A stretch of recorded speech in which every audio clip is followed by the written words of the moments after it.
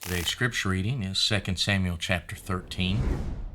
2 Samuel chapter 12, we saw Nathan come to David, pronounce the judgment of God upon him and his house. And here, immediately following in chapter 13, we see that judgment begin to take place. I have this chapter divided into three sections. In the first 21 verses, I have that titled as Amnon Defiles Tamar.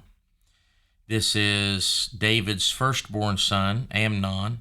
Tamar is a daughter of David's and half-sister of Amnon, full sister of Absalom, another son of David. And this really marks the beginning of the Absalom story, because if you know Absalom, you will see that what takes place in this chapter is just the beginning. So here at the beginning of the chapter, we have it introduced, the kind of the main players, and that's Absalom and then Amnon and Tamar. Amnon is just sick beside himself, and it's evidently visually showing. And he speaks unto Jonadab, which is his cousin. It's David's brother's son. And I want you just to notice a few things here. Look at the way that Jonadab is described in verse number 3.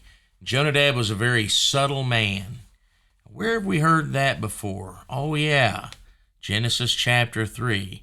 Now the serpent was more subtle than any beast of the field in which the Lord God had made. I tell you what, I'd hate to have someone describe me in the same way that Satan himself was described. But that's the way Jonadab was described, a subtle man. And we see that Amnon confides in Jonadab, says, man, I just am in love with Tamar. I'm beside myself, sick to myself, because I'm so in love with her. And as you know, this is not love at all. This is lust. It's certainly not love. There's no amount of love demonstrated from Amnon to Tamar. In fact, what he did unto her was absolutely wicked. And, in my flesh, I side completely and totally with Absalom. I think Amnon got exactly what he deserved. However, that's neither here nor there. And then notice this. So Jonadab gives Amnon this advice. Oh, this is what you ought to do. And he lays out this great big master plan, right? And Amnon does it. And look where it got him. It got him to becoming a rapist. It got him to becoming a man who committed incest, and then led to his murder.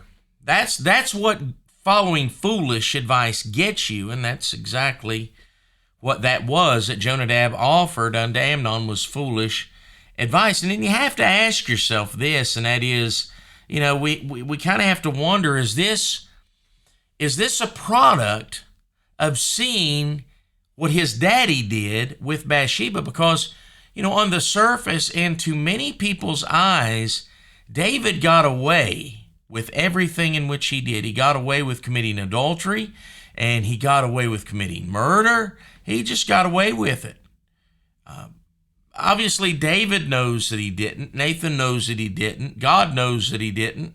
But to the naked eye, many people probably assumed that David did. He just got away with it. Well, you just have to wonder, did Amnon look at what his daddy did and the results of what daddy's lust got him, and so therefore he acted upon his own? We don't know that, but it's certainly plausible to assume so. And then, so Amnon goes through with this big charade, and he brings Tamar in and talks to his daddy. Oh, daddy, send my sister in so she may help me. I'm sick. I need her help. And does this big mess, and David, I don't know if he should have consulted or, had wisdom about this situation. Most people would not assume that this would happen, but either way, David just sent her on in like a sheep to the slaughter.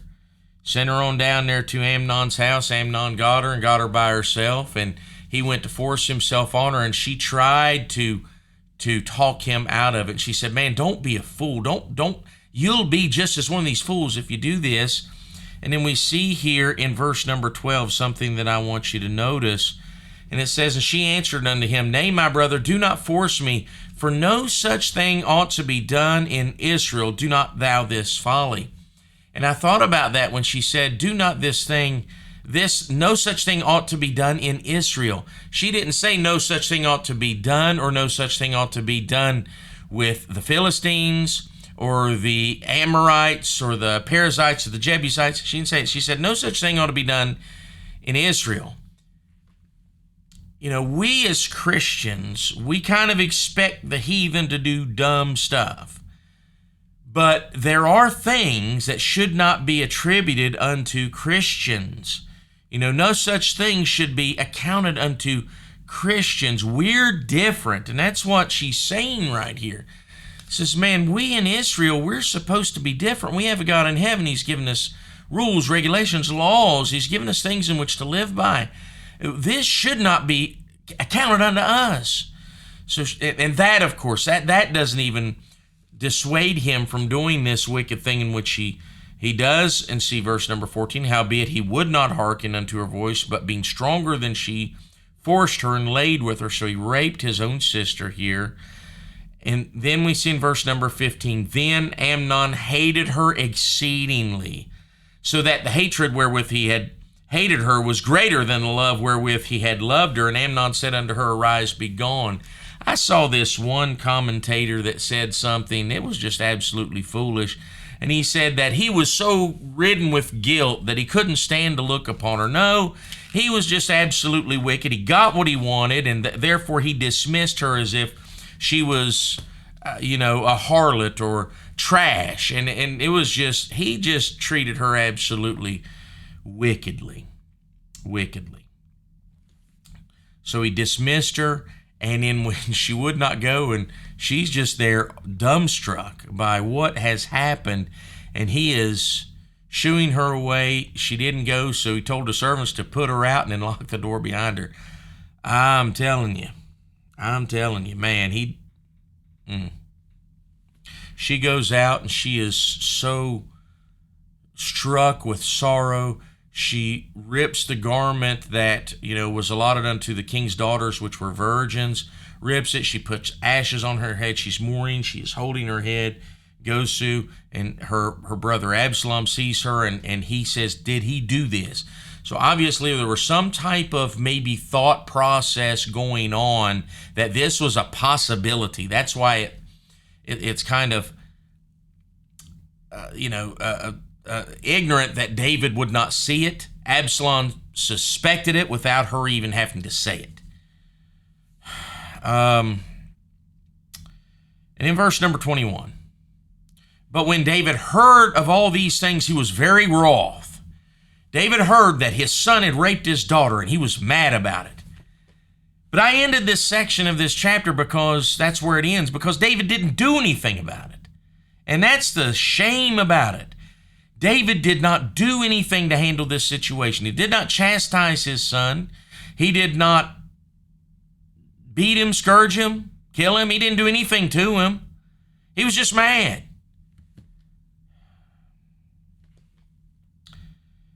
And there's just times when you're at a loss for words. And this just, this is like one of those situations, just makes you angry. And this is certainly one of them that does for me. So we see that verses 22 through 29, we see, I have this titled, Absalom Conspires to Avenge Tamar.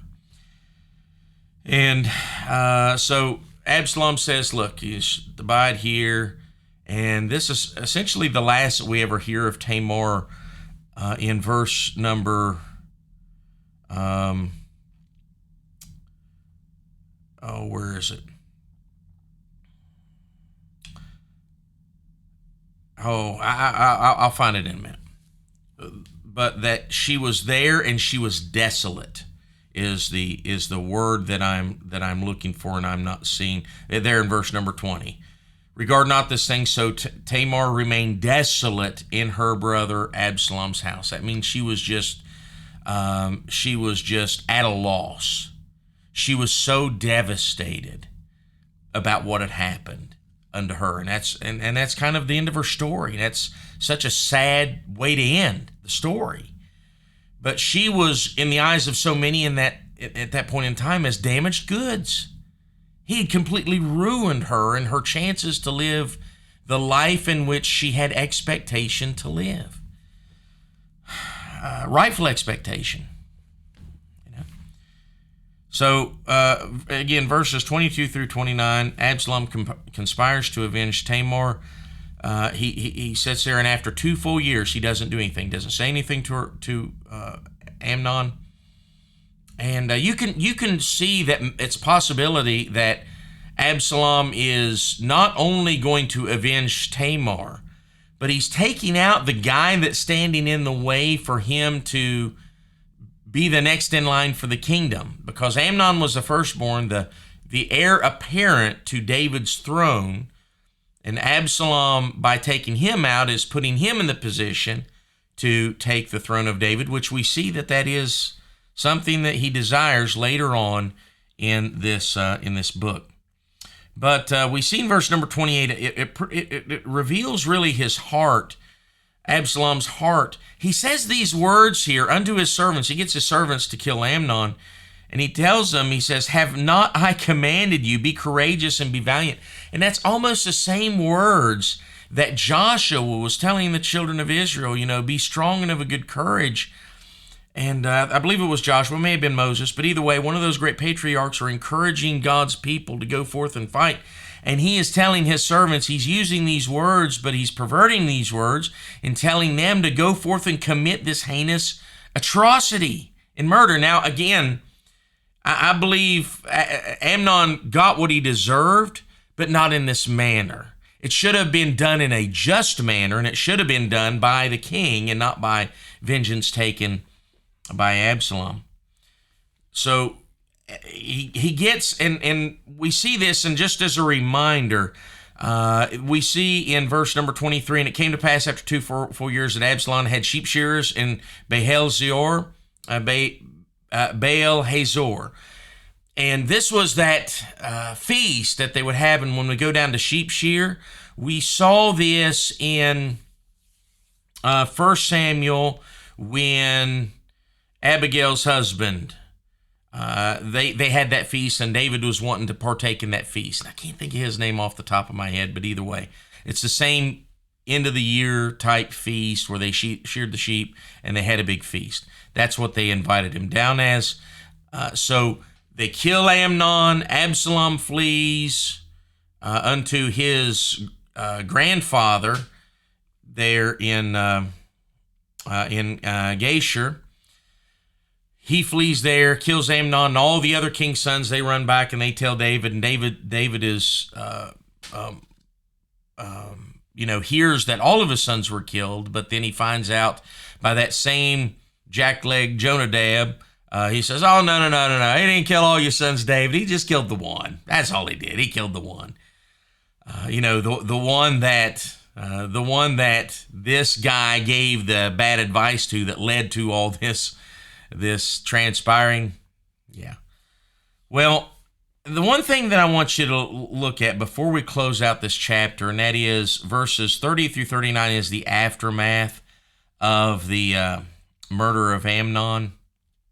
And this takes place where, Absalom flees, and the other kings, they come back and they see all these things that happen. But notice this, and I want you to really think about this, because it's interesting. Verse 37, I'm going to read these 3 verses. But Absalom fled and went to Talmai, the son of Ammihud, the king of Geshur, and David mourned for his son every day. Number 1, who was David mourning for? Was he mourning for Absalom because he fled? Or was he mourning for Amnon because he was killed? Everybody assumes that it's Amnon, right? But then look at verse number 39.